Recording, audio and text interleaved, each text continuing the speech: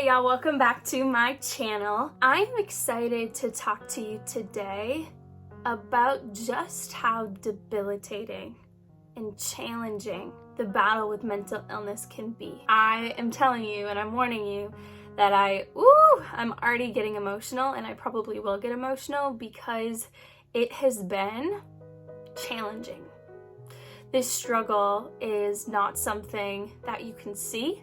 But trust me, just because you can't see my mental illness and I always seem fine and I always seem like I'm happy, trust me, oftentimes I'm battling. And I know there are people out there who can relate. And so today, I'm just coming to you with more of a real video about where I've been in my battle with my OCD and where I am now. Before we get started, before the waterworks start coming, they already are, I would love if you would go ahead and subscribe to my channel so that you can get more encouraging and life-giving videos about mental illness and mental illness recovery. So, when I was younger, I do not remember battling thoughts at all. I remember as a child I would overthink occasionally. I would be really hard on myself in sports. I played a lot of sports and I was always pretty hard on myself, but I don't really remember thoughts that would consume my mind. And oftentimes OCD develops when you're really young. However, it can often develop when you are in your early 20s as well, and this is what happened to me. So I didn't struggle with thoughts, intrusive thoughts when I was younger. I didn't struggle with intrusive thoughts even in high school or college. I remember just being really free and I was so happy. I look back on those seasons and I'm so jealous of how free I actually was. The cycle of OCD started when I was around 22.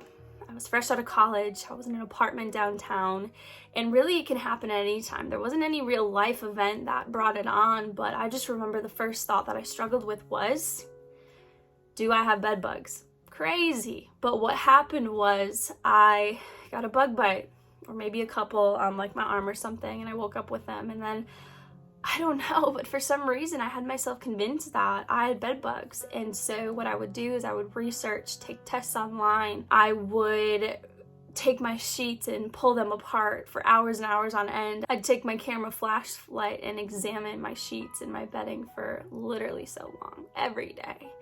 And no matter how much checking I did, I kept on thinking that I had bed bugs. And I remember that this was the first thought that I encountered that I really couldn't get out of my brain. Although I thought this was weird that I would keep checking and keep wondering if I had bed bugs, I had no idea the journey that I was about to embark on. A couple months later, the bed bugs thing completely disappeared. That's how I know now it was OCD, because I don't struggle with that thought at all. There's no part of me that ever thinks that I have bed bugs. That's why I knew it was the OCD cycle, because it felt so real in the moment, but now it doesn't impact me at all. So a couple months later, the thought switched, and now all of a sudden I thought I had different types of diseases. I thought I might have diabetes, I thought I might have HIV, I thought I might have just different diseases that I kept researching online. And no matter the amount of research I did, I had myself convinced that I had these diseases. Then, just like the OCD cycle, that one went away. That one took maybe a couple months, but eventually it went away and I didn't think about it ever again, really. I had no idea that this was the OCD cycle starting. After that, I probably had some other thoughts, but they were just little until then the following year when I was like 23 or 24, and I had the most intense thoughts. Again, my thoughts shifted. Now my compulsions were confessing. I would think about something that happened maybe 10 years in the past, and I would feel really guilty about it. So then I would have to confess and own up to it and apologize to that person, even though it was small and it was 10 years ago. Again, the OCD cycle. It's switching. It went from bed bugs. It went from thinking I had some type of disease. And then it went to feeling terrible about my past and having to confess and own up to my behavior. Then the most challenging thought came when I was at a spin class. And I've talked about this one before, but I was at a spin class and I thought my spin instructor was really pretty.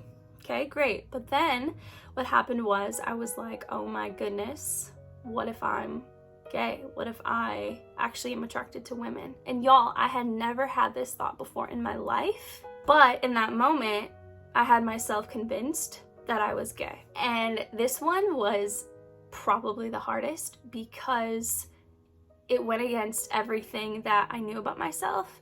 It went against who God told me that I was. It went against really everything. And so this one was so challenging. I was actually stuck in this one for months and months.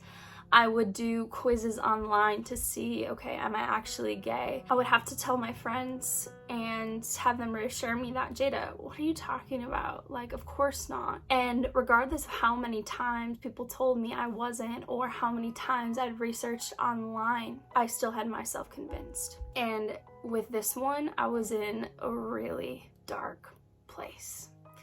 I knew, I knew that this wasn't true. I knew that I had gone 23 years of my life not even having any type of thought like this.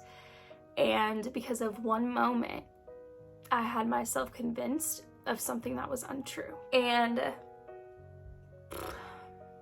this one got so bad to the point of, honestly, torture.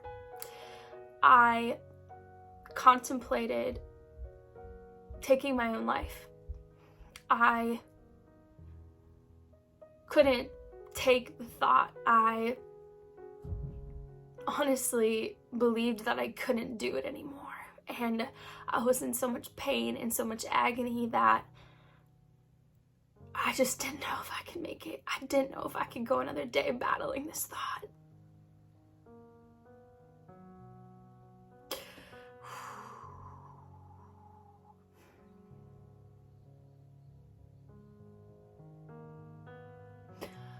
Whew.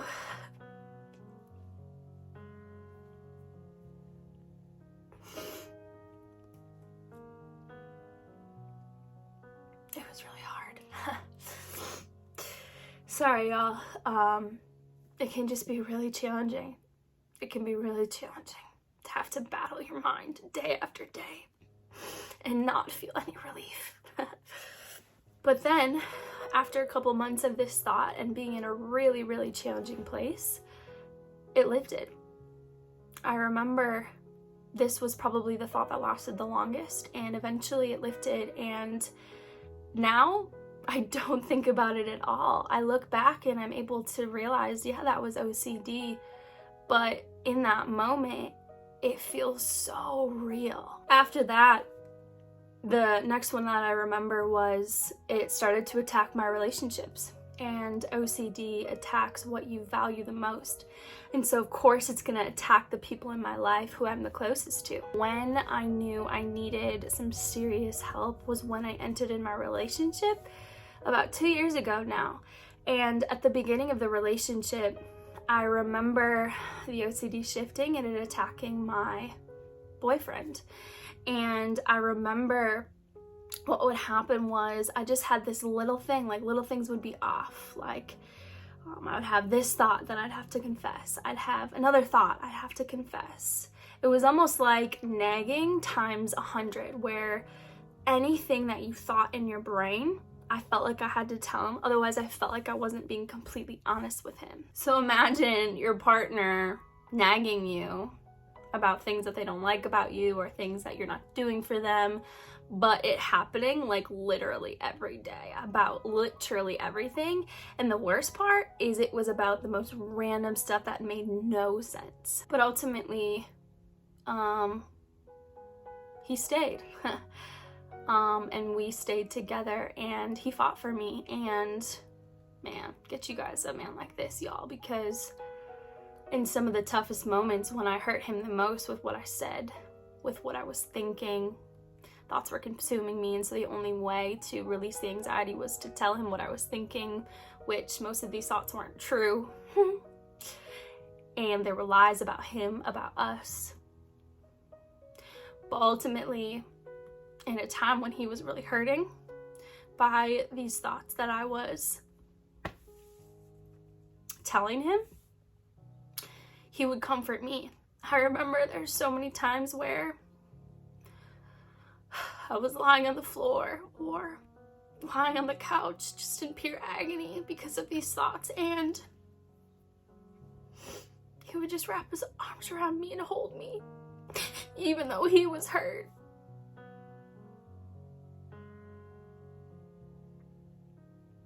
It was almost like he kept getting missiles shot at him, like every day.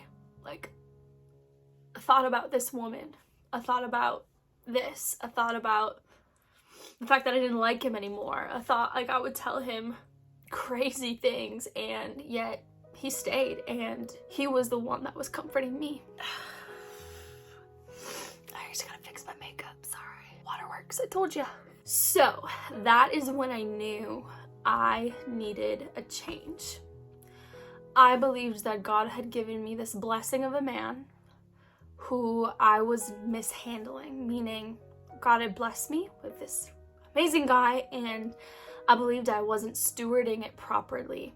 I was hurting him, and I needed a change. So I tried counseling, regular counseling, where I would go to sessions and we would just talk about things, and she tried to have me dig into the root of thoughts, but in OCD there is no root. There's absolutely no root. That's what makes OCD so much stronger, is when you try to identify that this thought means something. So that actually damaged a little bit of my recovery, and I knew I needed specific OCD therapy. And so about 6-7 months ago now, I started ERP, exposure and response prevention.